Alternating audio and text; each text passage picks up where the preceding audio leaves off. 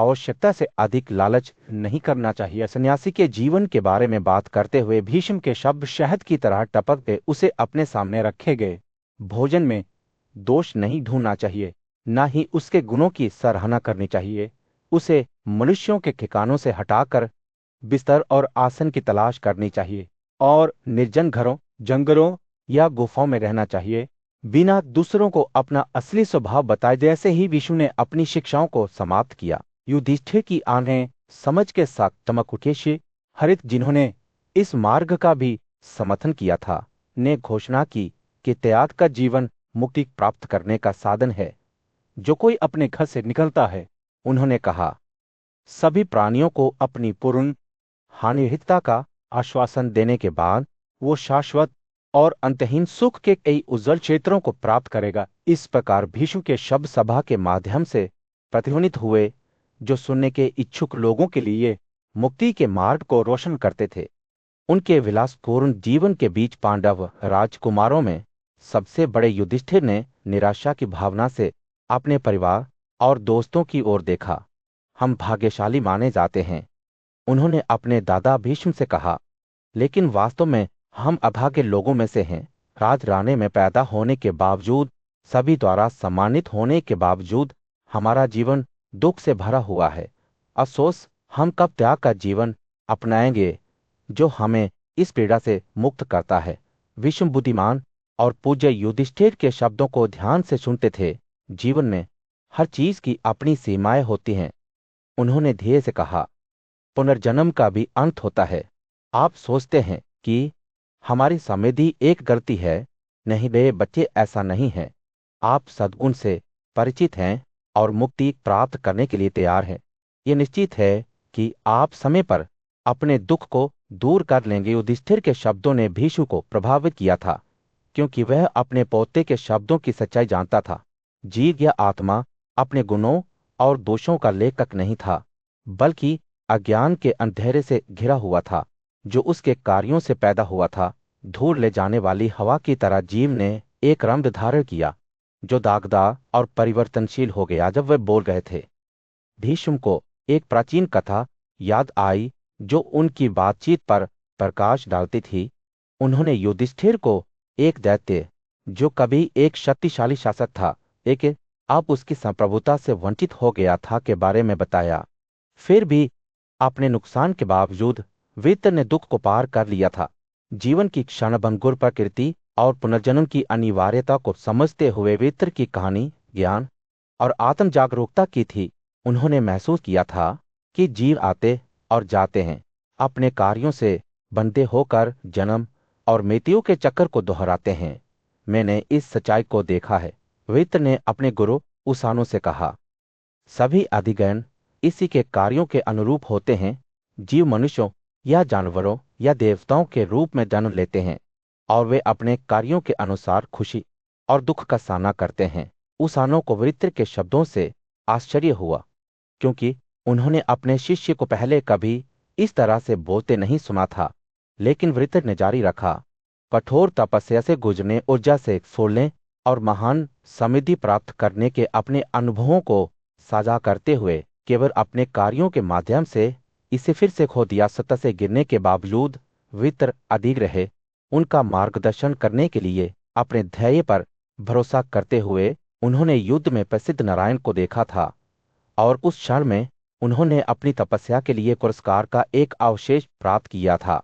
ये वह अधूरा पुरस्कार था जिसने वित्र को उसानों से कर्म के फल के बारे में पूछने के लिए प्रेरित किया। वित्र ने पूछा, मनुष्यों के किस कर्म ने ब्रह्मा की उच्च समृद्धि की स्थापना की है? नश्वर समझ से परे एक क्षेत्र में महान प्रसिद्ध श्री उसान विष्णु की महिमा के सामने श्रद्धा में खड़े थे। विनम्रता और भय के साथ उन्होंने दिव्य सत्ता की अनंत महानता के बारे में बात करना शुरू कर दिया। उसानों ने घोषणा की, मैं उस महान और शक्तिशाली व्यक्ति को नमन करता हूं जो अपनी बाहों में आकाश के साथ इस पृथ्वी को धारण करता है। जैसे ही वे बातचीत कर रहे थे, संत कुमार नामक एक बुद्धिमान ऋषि आ गए। उनकी उपस्थिति अंधेरे में प्रकाश की एक किरण थी। असुरों, दानवों और उसानों के राजकुमार ने उनके महान ज्ञान को स्वीकार करते हुए उनका गर्मजोशी से स्वागत किया। संत कुमार एक महंगे आसन पर बैठे जो श्रद्धापूर्ण सभा से घिरा हुआ था। उसानों ने अनुरोध किया कि सनातन कुमार दानवों के प्रमुख के साथ विष्णु की प्रमुख महानता को साझा करें। शी के शब्द एक नदी की तरह बहते हैं जो गहन ज्ञान और महत्व से भरे हुए हैं। सुनो हे दैत्य, उन्होंने शुरू किया। पूरा ब्रह्मांड विष्णु पर टिका हुआ है। वह सभी प्राणियों का निर्माता, पालक और विध्वंसक है। समय के चक्र में वह सभी चीजों को हटा देता है और उन्हें नए सिरे से बाहर निकाल देता है।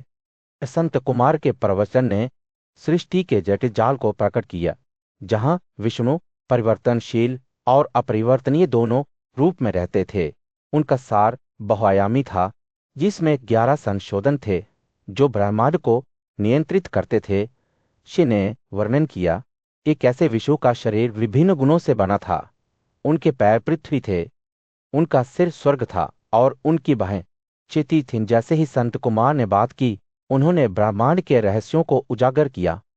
जहां गया तारे और नक्षत्र विष्णु की चमक से उभरे। शी ने समझाया कि 3 गुणराज तमस और सत्व विष्णु की प्रकृति का एक अभिन्न अंग थे।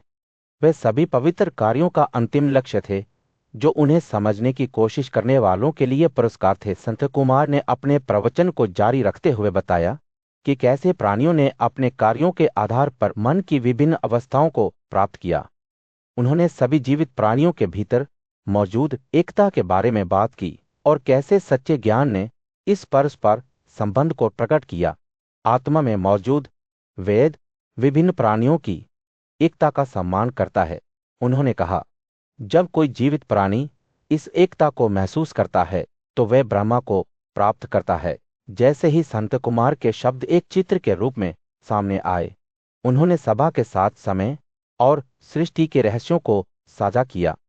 उन्होंने समझाया कि कैसे एक कल्प सृष्टि की अवधि हजारों लाखों वर्षों तक चली। शी ने झीलों के सूख जाने की तुलना समय के साथ की, जो एक ही सृष्टि के विशाल काल को दर्शाता है। अपने अंतिम रहस्योद्घाटन में संत कुमार ने उन 6 रंगों के बारे में बात की जो राजाओं तमस और सत्व के मिश्रण से निकले थे। उन्होंने बताया कि कैसे ये रंग अस्तित्व की विभिन्न अवस्थाओं का प्रतिनिधित्व करते हैं, जिसमें सकेत आसक्ति और घृणा से स्वतंत्रता के कारण सबसे अधिक वांछनीय है जीव को जैत्य। उन्होंने कहा, प्राचीन पौराणिक कथाओं के क्षेत्र में शक्तिशाली कार्यों और दिव्य हस्तक्षेप की एक कहानी सामने आई। बुद्धिमान और जिज्ञासु राजकुमार युधिष्ठिर ने विष्णु के प्रति अथाह ऊर्जा और भक्ति के असुर वृत्त की कहानी को समझने की कोशिश की। पूज्य पोते भीष्म उनके मार्गदर्शक और कथाकार थे। भीष्म ने वृत्त के विस्मयकारी रूप का वर्णन करते हुए शुरुआत की, जिसमें ऊंचाई में 500 योजनाएं और परिधि में 300 योजनाएं शामिल हैं।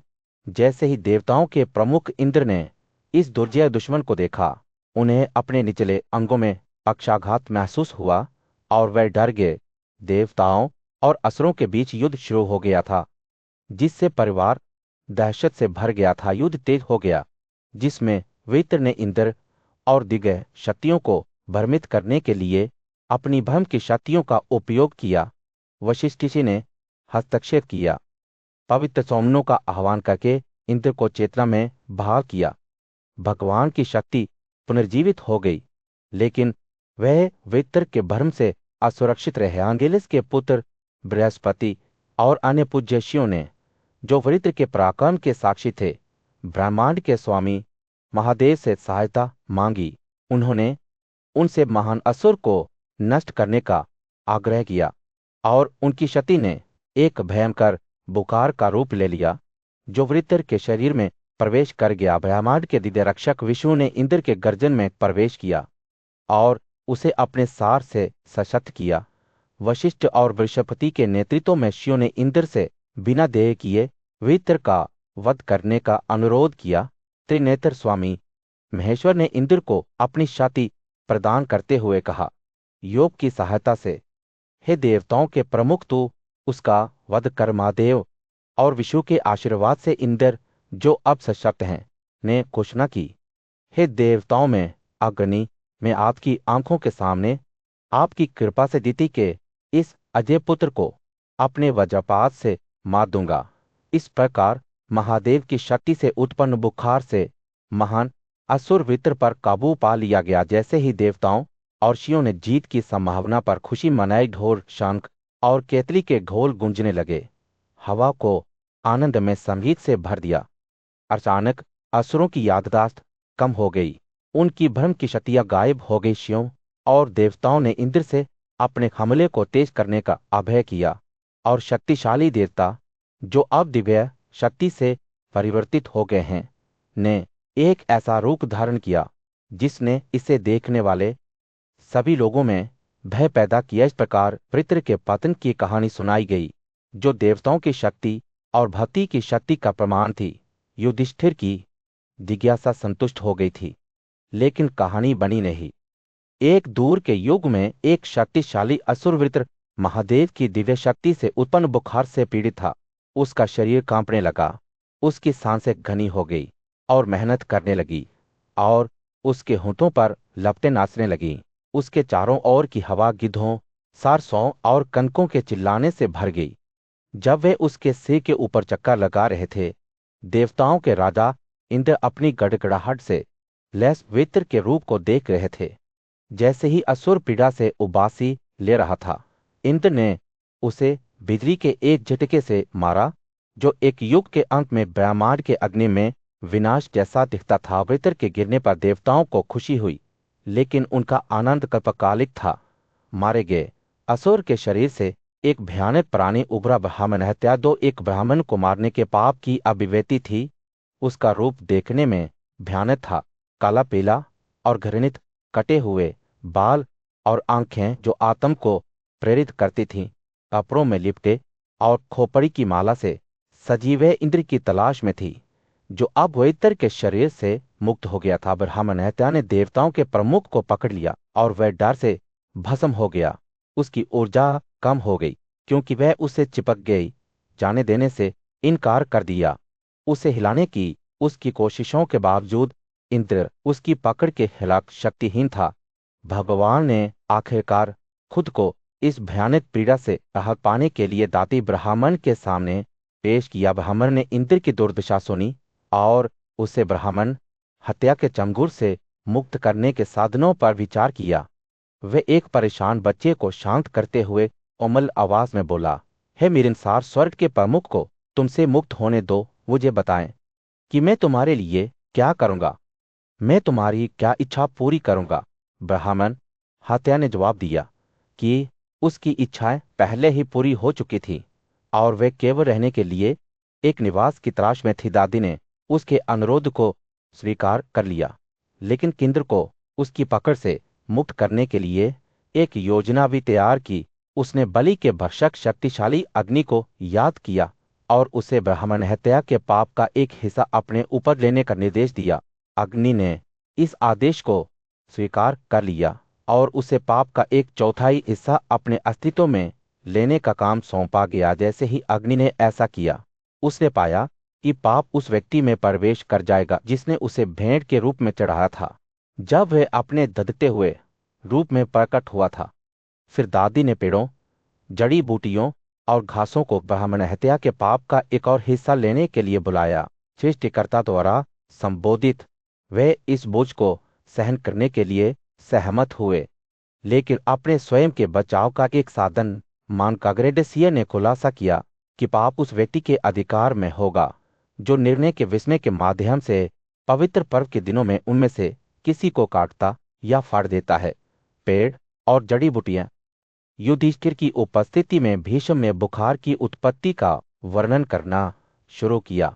जब वह एक लंबे समय के अतीत के बारे में बात कर रहे थे, जब सभी प्राणियों के भगवान महादेव मेरु के शिखर पर रहते थे, तो दाती की आंखें ज्ञान से चमक उठी।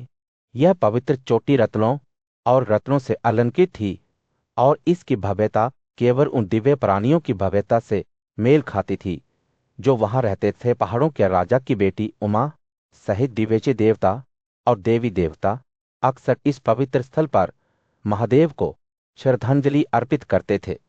हवा इत्र की मीठी खुशबू से भरी हुई थी, और पेड़ हर मौसम के फूलों से खिलते थे। विद्याधर सिद्ध तपस्वी और यहाँ तक कि भूतिया प्राणी और राक्षस भी भगवान की पूजा करने के लिए वहां इकट्ठा होते थे। जैसे ही भीष्म ने अपनी कहानी जारी रखी, उन्होंने हिमावत पर्वत पर प्रजापति दक्ष के भव्य बलिदान के बारे में बात की। देवते शकर के नेतृत्व में समारोह में भाग लेने के लिए एकत्र हुए थे, लेकिन महादेव ने भाग नहीं लेने का फैसला किया।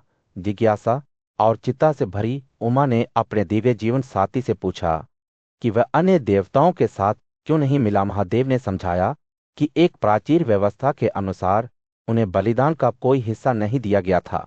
इससे उमा को बहुत दुख हुआ और उन्होंने महादेव से इस शर्म को मिटाने के लिए विनती की। उनकी पत्नी की बातों से प्रेरित होकर महादेव ने दक्ष के बलिदान को समाप्त करने का फैसला किया। एक जबरदस्त गर्जना के साथ महादेव अपने भयानक अनुयायियों के साथ हिमावत पर उतरे। उन्होंने बलिदान को नष्ट कर दिया और जो अराजकता हुई उसमें एक हिरण जैसा प्राणी बर्बाद वेदी की लपटों से उभरा। यह प्राणी आकाश में भाग गया, जिसका पीछा महादेव ने धनुष और तीर के साथ किया। जैसे ही महादेव का क्रोध अपने चरम पर पहुंचा, पसीने की एक बूंद धरती पर गिर गई, जिससे एक धरती आग भड़क उठी। इस आग से एक अपार ऊर्जा का अस्तित्व उभरा, जिसकी रक्त लाल आंखें, एक हरी दाढ़ी और बाज या ओलो जैसे बात थे। इस व्यक्ति ने तुरंत बलिदान के मूर्त रूप को खा लिया और फिर देवताओं और ऋषियों की ओर दौड़ा। जब उनके पैरों के नीचे धरती कांप रही थी तो देवता दहशत में भाग गए। ब्रह्मा दादा महादेव के सामने प्रकट हुए और उनसे अपना क्रोध वापस लेने का अनुरोध किया।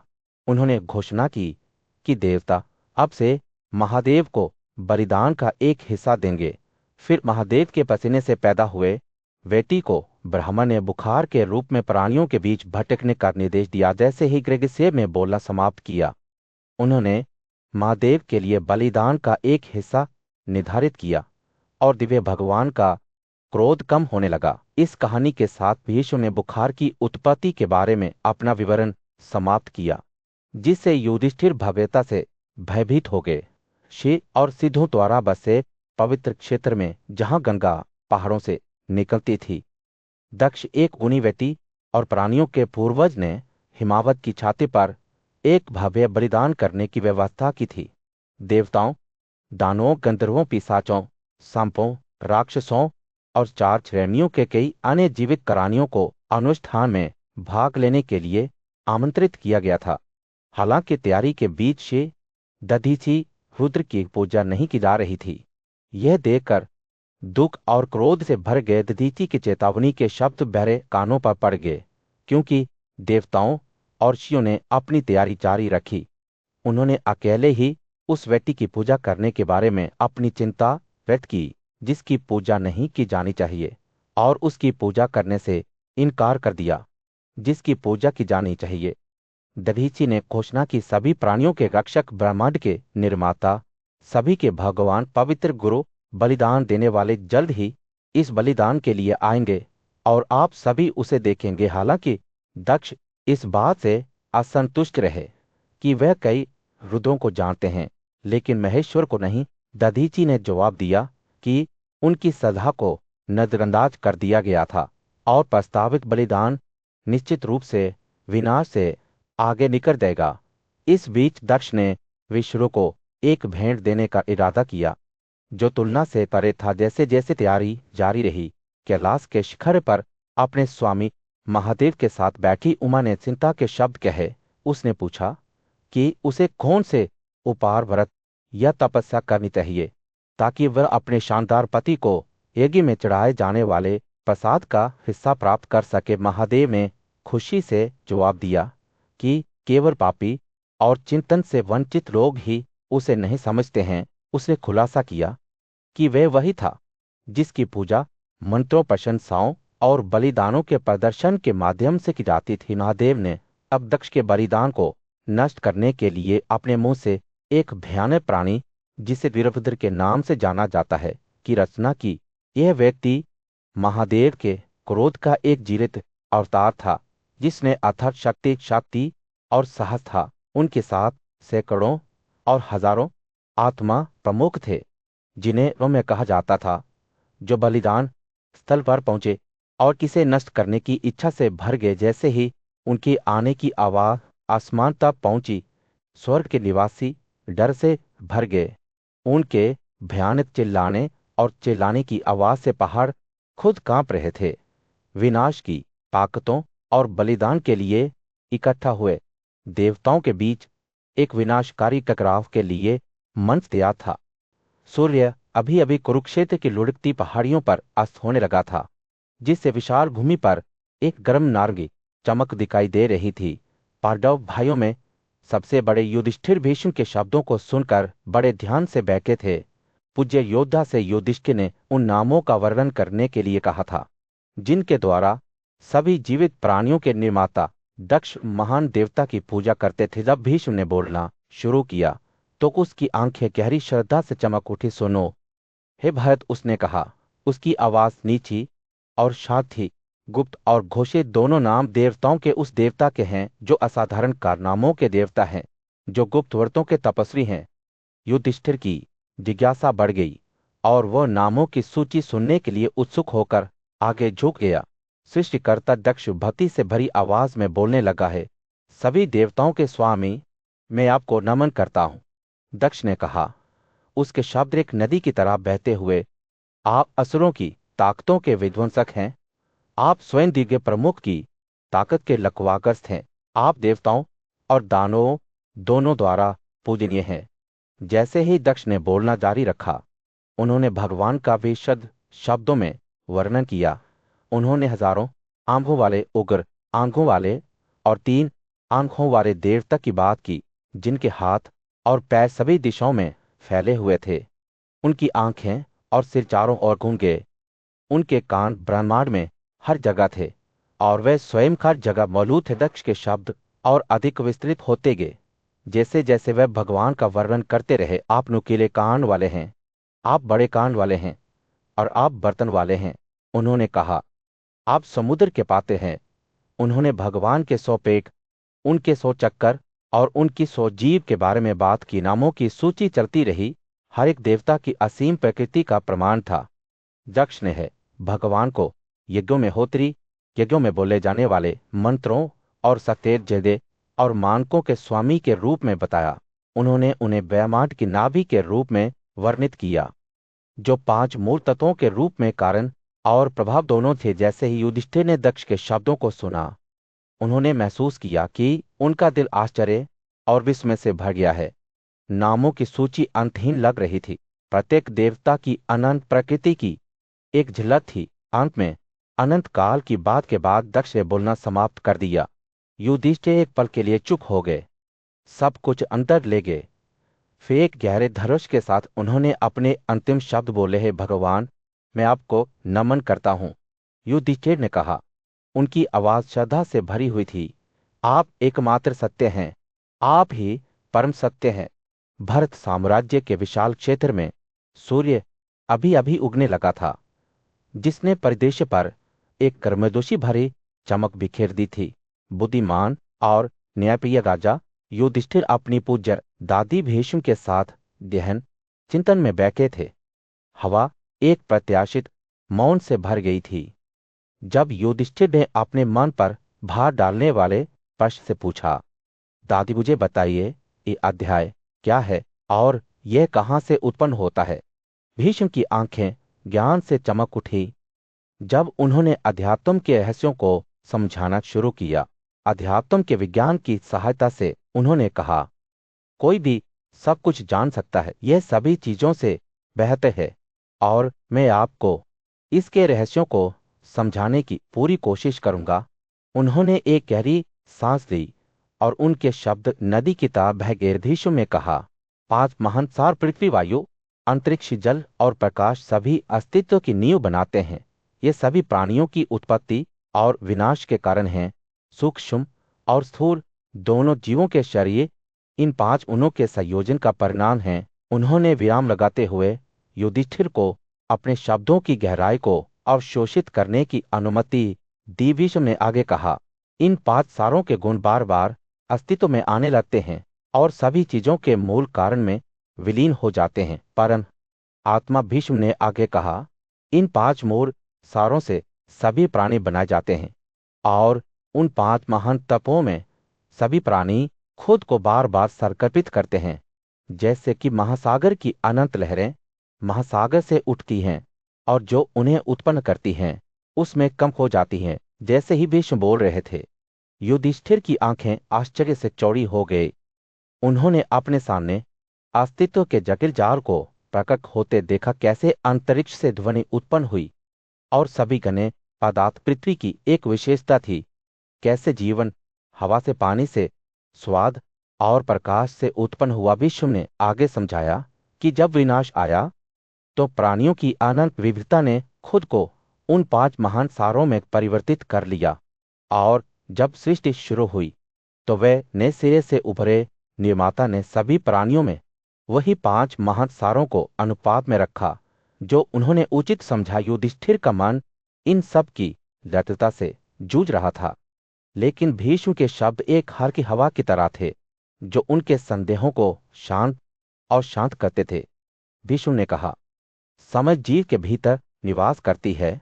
भीष्म ने कहा, इन अवस्थाओं में रहता है, कभी आनंद प्राप्त करना, कभी दुख में लिप्त होना और कभी ऐसी स्थिति में रहना जो ना तो सुख है और न ही दर्द। जैसे ही सूर्य अपने चरम पर पहुंचा, युधिष्ठिर की समझ भीष्म की शिक्षाओं से प्रज्वलित हो गई।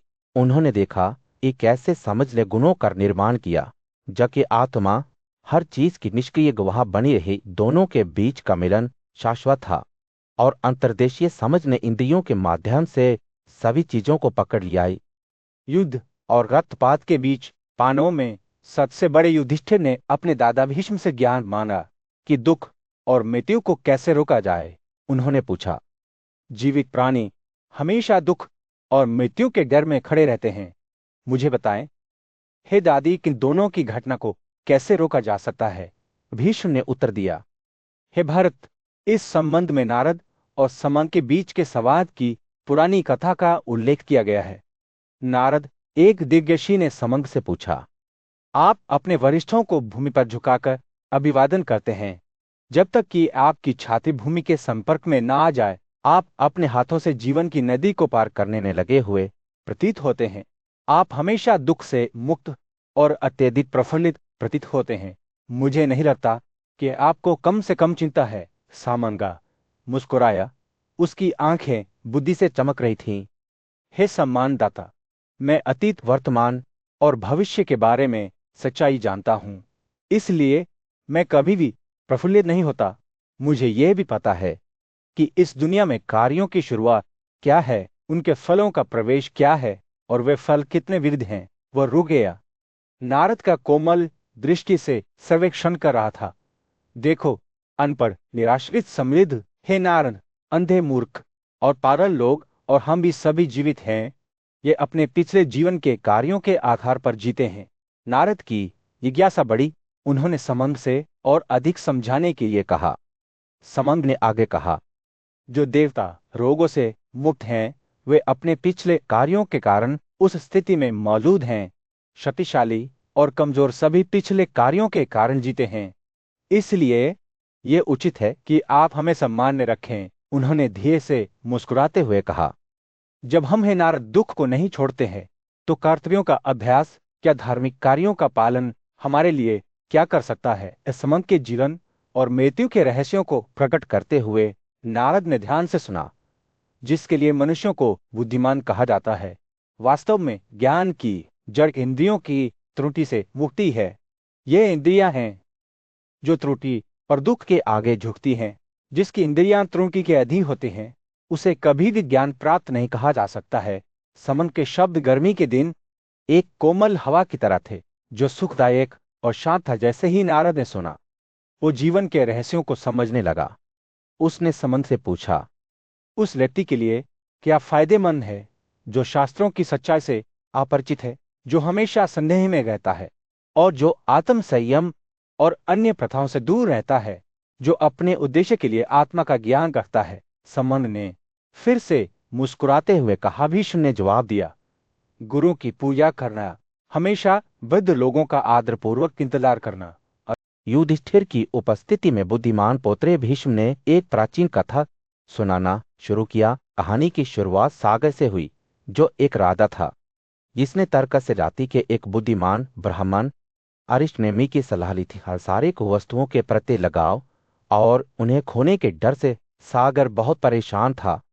उसने अरिष्टनेमी से पूछा, ऐसा करने से क्या फायदा है जिससे कोई यहाँ आनंद का आनंद ले सके? वास्तव में कोई व्यक्ति दुख और उत्तेजना से कैसे बच सकता है? बुद्धिमान और सभी शास्त्रों से परिचित अरिष्टनेमी ने सागर की ओर करुणा से देखा और कहा, मुक्ति का आनंद दुनिया में सच्चा आनंद है। अज्ञानी व्यक्ति इसे नहीं जानता, जैसा कि वह बच्चों और जानवरों से जुड़ा हुआ है और धन और अनाज से भरा हुआ है। उन्होंने समझाया कि सांसारिक वस्तुओं के प्रति लगाव एक ऐसा बंधन है जो किसी को मुक्ति प्राप्त करने से रोकता है। अरिष्टनेमी ने सातर को सभी आसक्तियों से मुक्त होने और खुशी से घूमने की सलाह दी। अरिष्टनेमी ने कहा, जब आप अपनी प्यारी पत्नी को वृद्धावस्था में देखते हैं और अपने द्वारा पैदा किए गए बेटे के प्रति आसक्त होते हैं, तो क्या आप उसे समय पर छोड़ देते हैं? अधिग्रहण के सर्वोच्च उद्देश्य अर्थात मुक्ति को ध्यान में रखते हुए अरिष्टनेमी ने कहा, चाहे आप एक बेटे को प्राप्त करें या ना करें, अपने जीवन के पहले वर्षों में अपनी इंद्रियों के साथ उन वस्तुओं का विधिवत आनंद लें जो उन्हें संबोधित की जाती हैं। अपने आप को आसक्ति से उठ करें और खुशी से इधर उधर भटके। अरिष्टनेमी ने तब वर्णन किया कि वास्तव में मुक्त होने का क्या अर्थ है। उन्होंने कहा कि व्यक्ति को भूख और प्यास के साथ साथ शरीर की अन्य अवस्थाओं जैसे क्रोध और कामुकता और त्रुटि पर भी विजय प्राप्त करनी चाहिए। किसी को मूर्खता, जुआ खेलने, शराब पीने, रखेल और पीछा करने जैसी गतिविधियों में लिप्त होने के माध्यम से खुद को नहीं भूलना चाहिए। अरिष्टनेमी ने वास्तव में मुक्त व्यक्ति की विशेषताओं को रेखांकित करना जारी रखा। उन्होंने कहा कि जो व्यक्ति सुख और दर्द को समान, लाभ और हानि को समान और जीत और हार को समान मानता है, वह पूरी तरह से मुक्त हो जाता है। उन्होंने यह भी बताया कि कैसे किसी को दुनिया को एक समान नजर से देखना चाहिए। अच्छे और बुरे के बीच कोई अंतर नहीं देखना चाहिए। स्वच्छ और अशुद्ध किसी को अपने शरीर को रक्त, मूत्र और मलमूत्र के द्रव्यमान के अलावा और कुछ नहीं मानना चाहिए, जो बीमारी और क्षय के अधीन है। अंत में अरिष्टनेमी ने यह कहते हुए समापन किया कि जो व्यक्ति अपनी मृत्यु और शरीर की खामियों को याद रखता है, वह वास्तव में मुक्त हो जाता है।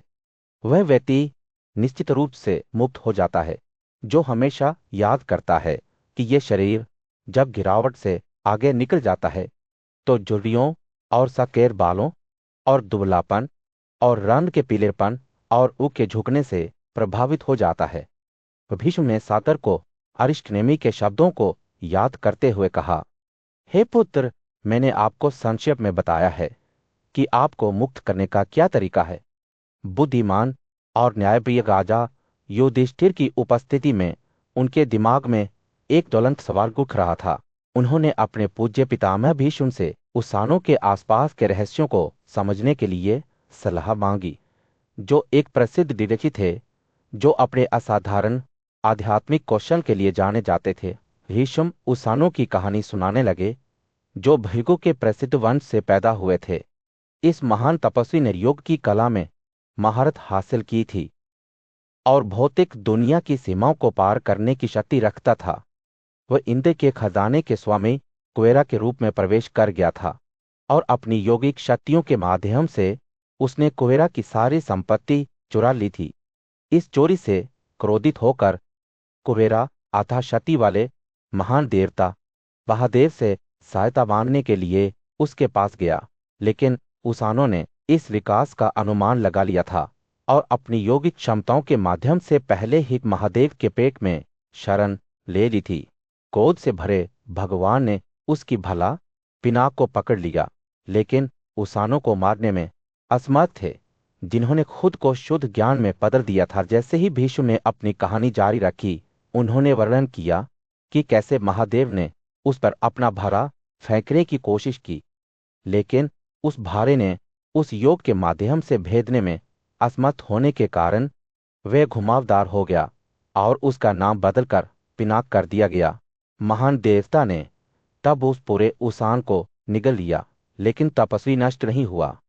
इसके बजाय उसने खुद को महादेव के पेट में पाया, जहां वह भटकने लगा। युधिष्ठिर की जिज्ञासा इस कहानी से भड़क उठी और उन्होंने विष्णु से पूछा कि उसान कैसे महादेव के पेट के भीतर जीवित रह सकते हैं, जो एक श्रेष्ठ बुद्धि वाले व्यक्ति हैं।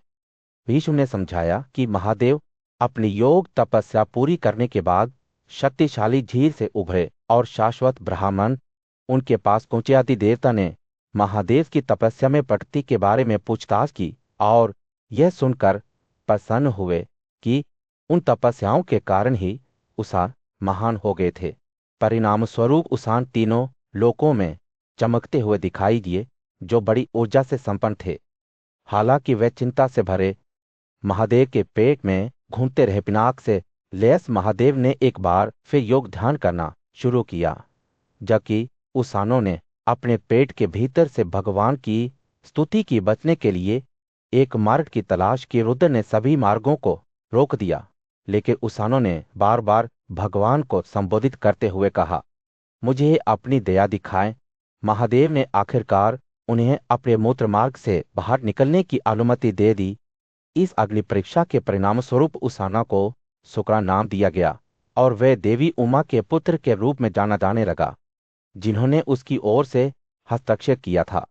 क्रोध से भरे भाव हाथ में भाला उठाकर खड़े थे, लेकिन उनके द्वारा नियंत्रित किया गया था। युधिष्ठिर के चारों ओर एकत्रित सभा पर एक गर्म नारंगी चमक डालते हुए सूर्य राज्य पर अस्त हो रहा था। युवा राजकुमार, जो धर्म के प्रति अपने अटूट समर्पण के लिए जाने जाते थे, ने अपने दादा भीष्म से मार्गदर्शन मांगा। श्रद्धा की हवा के साथ युधिष्ठिर ने भीष्म से यह बताने के लिए कहा कि इस जीवन और अगले जीवन में उनके लिए वास्तव में क्या फायदेमंद है।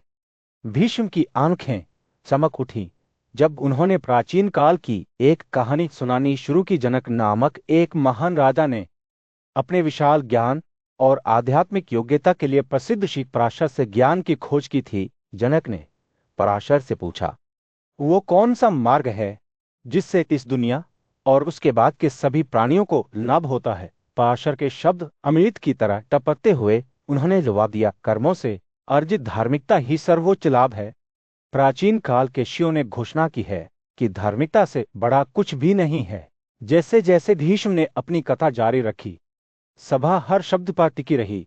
पराशर ने समझाया कि धार्मिकता केवल एक अवधारणा नहीं है, बल्कि एक जीवित शक्ति है जो व्यक्तियों को उनके दैनिक जीवन में मार्गदर्शन करती है। उन्होंने शास्त्रों द्वारा निर्धारित जीवन जीने के 4 तरीकों के बारे में बात की। ब्राह्मण उपहार स्वीकार करते हैं, क्षत्रिय कर एकत्र करते हैं, वैश्य कृषि में संलग्न होते हैं और शूद्र दूसरों की सेवा करते हैं। जहां भी पुरुष रहते हैं, उनके पास समर्थन का साधन स्वयं आता है, पराशर ने कहा। हालांकि उन्होंने आगाह किया कि व्यक्ति अपने पिछले कार्यों से आकार लेते हैं, जैसे कि सफेद पीतल का बर्तन तरलीकृत सोने या चांदी में डुबोने पर रंग बदल देगा। सभा से एक संदेहपूर्ण आवाज उठी, जिसमें यति के अस्तित्व और किसी के वर्तमान को आकार देने में पिछले कार्यों की भूमिका पर सवाल उठाया गया। लेकिन पराशर अधिग्रह इस बात पर जोर देते हुए कि हर कार्य, चाहे वो कितना भी छोटा लगे, उसके परिणाम होते हैं। व्यक्ति को केवल पिछले जीवन के अच्छे कार्यों के परिणाम स्वरूप खुशी मिलती है। उन्होंने कहा, जैसे ही सूर्य क्षितिज के नीचे डूबता है, विष्णु ने आत्म संयम, क्षमा, धैर्य और सच्चाई के महत्व को उजागर करते हुए अपनी कहानी का समापन किया। उन्होंने सांसारिक वस्तुओं के प्रति लगाव के खिलाफ चेतावनी दी, व्यक्तियों से ज्ञान और ज्ञान के लिए प्रयास करने का आग्रह किया। किसी को कभी भी दूसरे के अच्छे और बुरे कार्यों का आनंद या सहन नहीं करना पड़ता है। उन्होंने कहा, वास्तव में व्यक्ति केवल उन्हीं कार्यों का आनंद लेता है और सहन करता है जो वह स्वयं करता है। सभा चुप हो गई। प्रत्येक सदस्य भीष्म के माध्यम से पराशर द्वारा कहे गए गहन शब्दों पर विचार कर रहा था।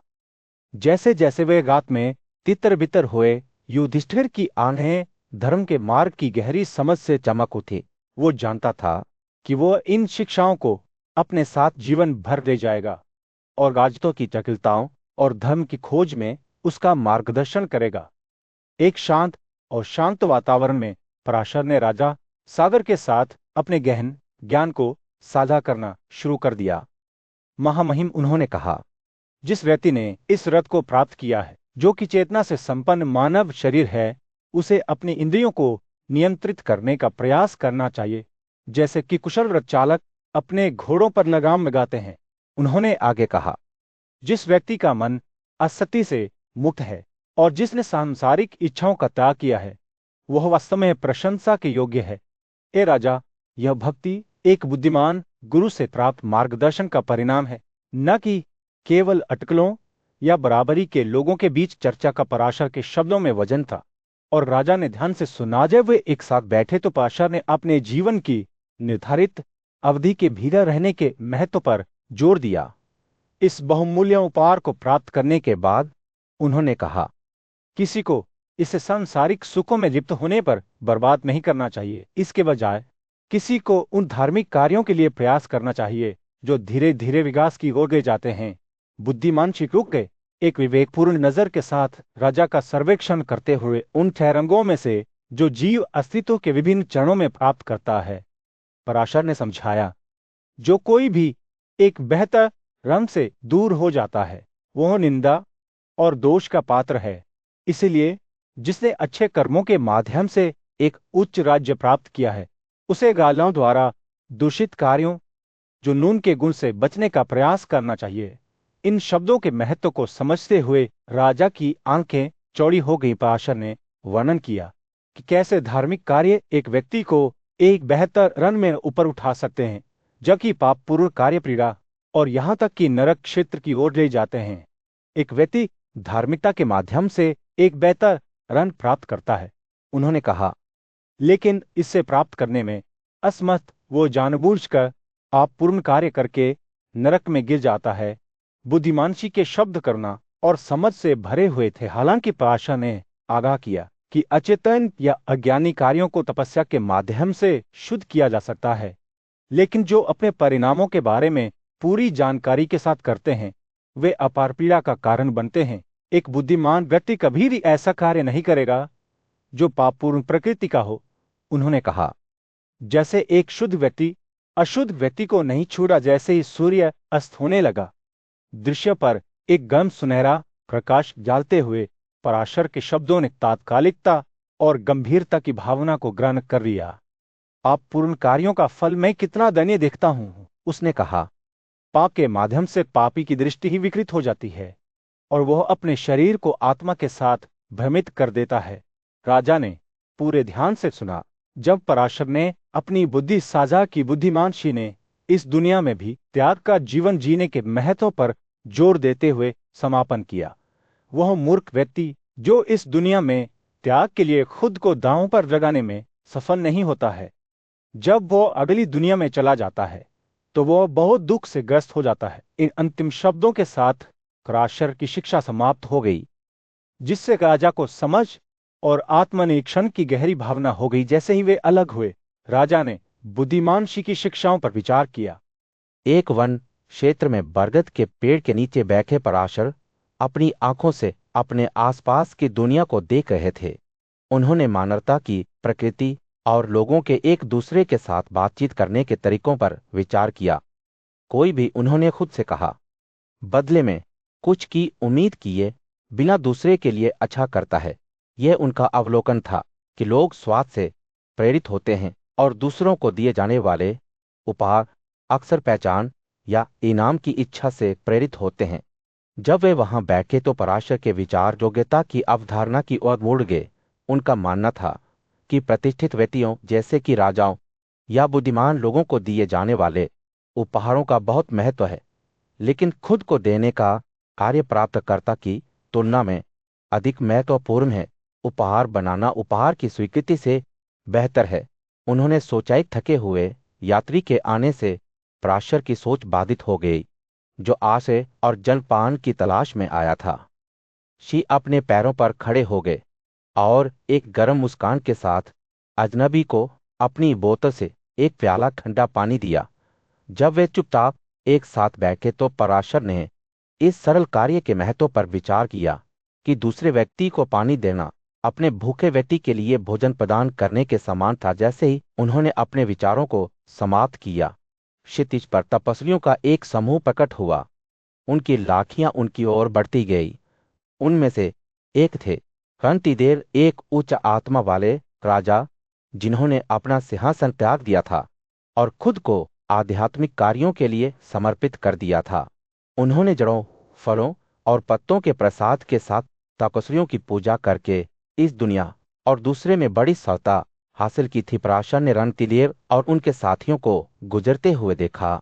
उनकी उपस्थिति उन्हें एक और उल्लेखनीय व्यक्ति की याद दिलाती है, शिव के शाही पुत्र, जिन्होंने इसी तरह के प्रसाद के साथ सूर्य देवता का सम्मान करके आनंद के सर्वोच्च क्षेत्रों को जीता था।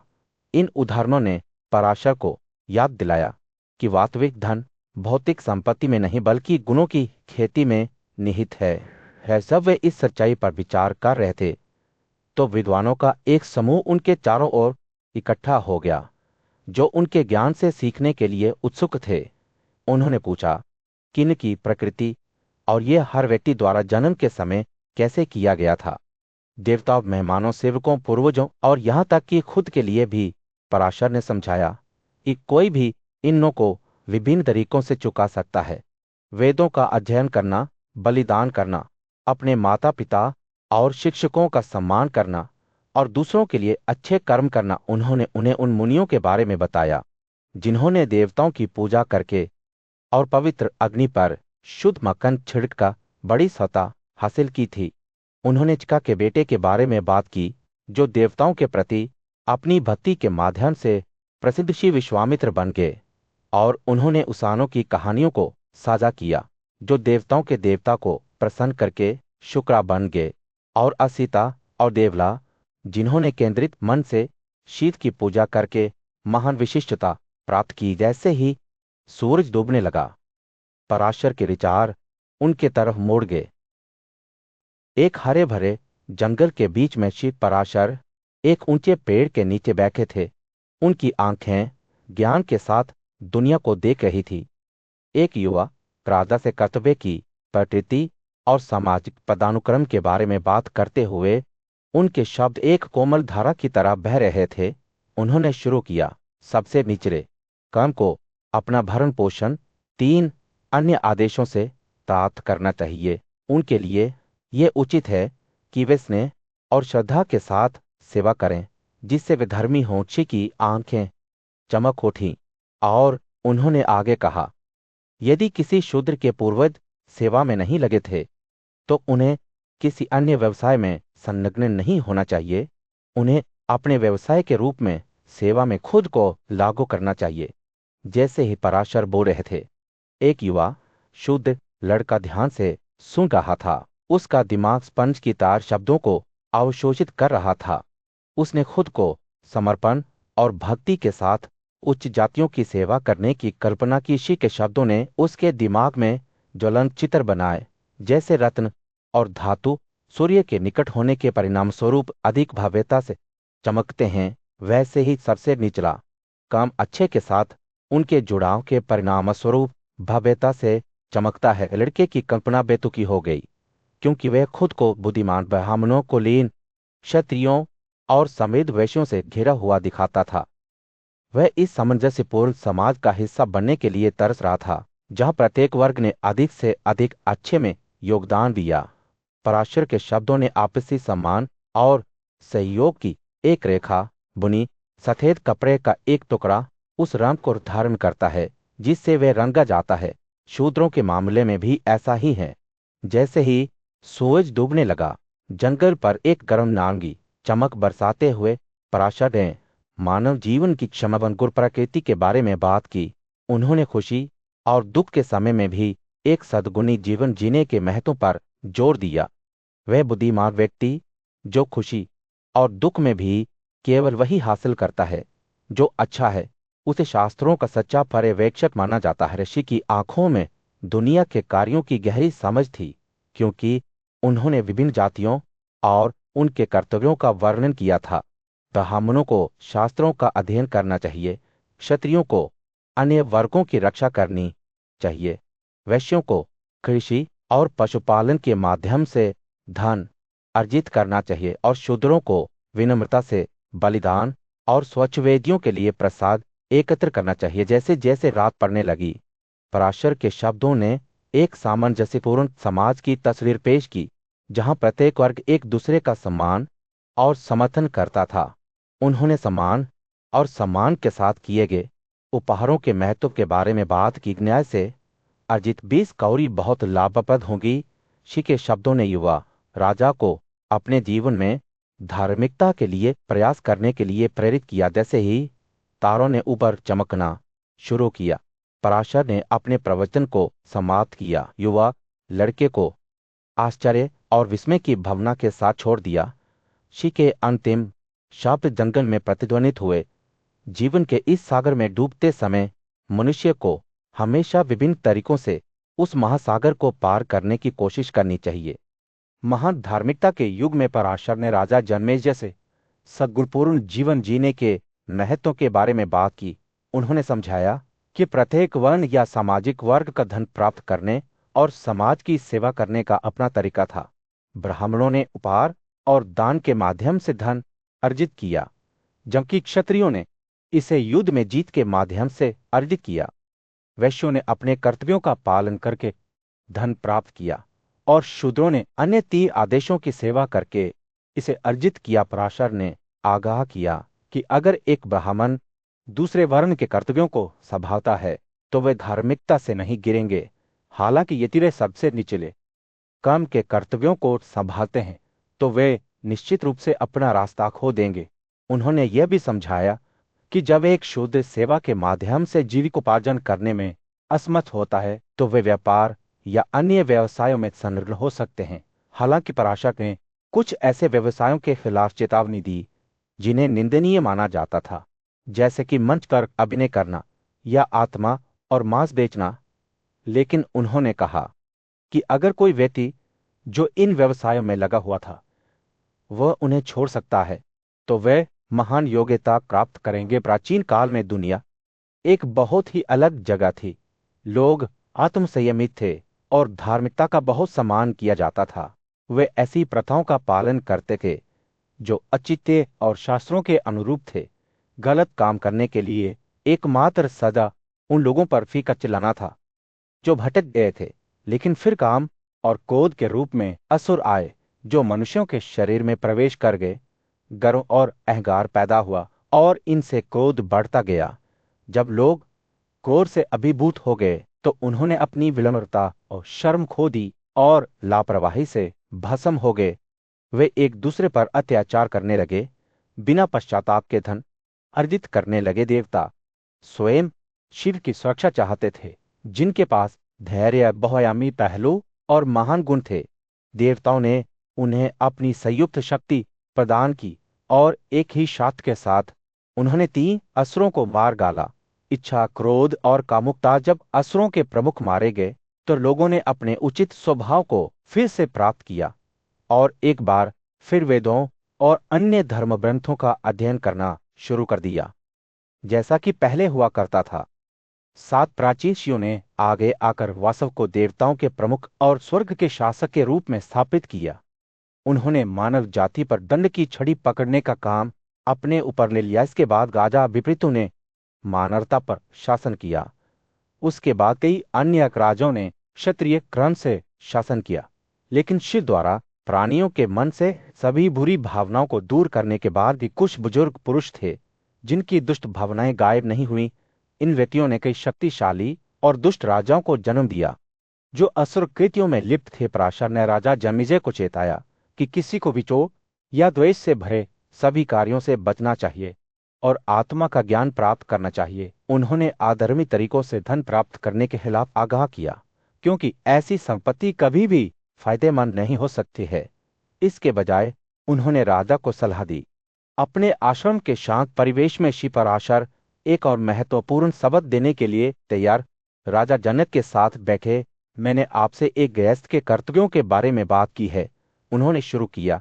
लेकिन अब मैं तपस्या की बात करूंगा, ध्यान से सुने, क्योंकि ये एक महत्वपूर्ण विषय है। जैसे जैसे वे बोल रहे थे, पराशर के शब्दों ने राजा के चारों ओर ज्ञान की झांकी लगा दी। उन्होंने समझाया कि घरेलू जीवन जीने वाले व्यक्ति के दिल में आसक्ति और घृणा कैसे पैदा होती है। गृहस्थ धन, परिवार और भौतिक संपत्ति के सुख से मोहित हो जाता है।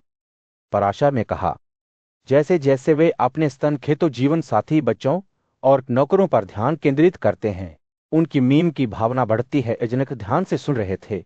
जब पराशर ने वर्णन किया कि कैसे यह लगाव आनंद की अतृप्त इच्छा की ओर ले जाता है, गृहस्थ मन मोह में डूब जाता है, लगातार अपने धन और संपत्ति को बढ़ाने की कोशिश करता है। वह भौतिक लाभ के लिए अपने नैतिक सिद्धांतों का त्याग करता है, अंततः विनाश का सामना करता है। पराशर ने तब सच्चे सुख का रहस्य प्रकट किया। तपस्या, जो लोग बुद्धि से संपन्न हैं, जो शाश्वत ब्रह्मा का उच्चारण करते हैं, जो केवल शुभ कार्यों को पूरा करते हैं और जो केवल इच्छा से पैदा हुए लोगों से दूर रहते हैं, वही हैं जो सच्चे सुख को प्राप्त करते हैं। उन्होंने जनक से कहा कि मनुष्यों का सबसे निचला क्रम भी तपस्या से लाभान्वित हो सकता है, जो आत्मसंयम को स्वर्ग के मार्ग पर स्थापित करता है। जैसा कि पराशर ने कहा, उनके शब्दों ने महान ऋषियों और देवताओं की छवियों को चित्रित किया, जिन्होंने अपनी तपस्या के माध्यम से सफलता हासिल की थी। आदित्य, वासु, रुद्र और अन्य सभी को उनकी तपस्या के माध्यम से सफलता का ताज पहनाया गया था।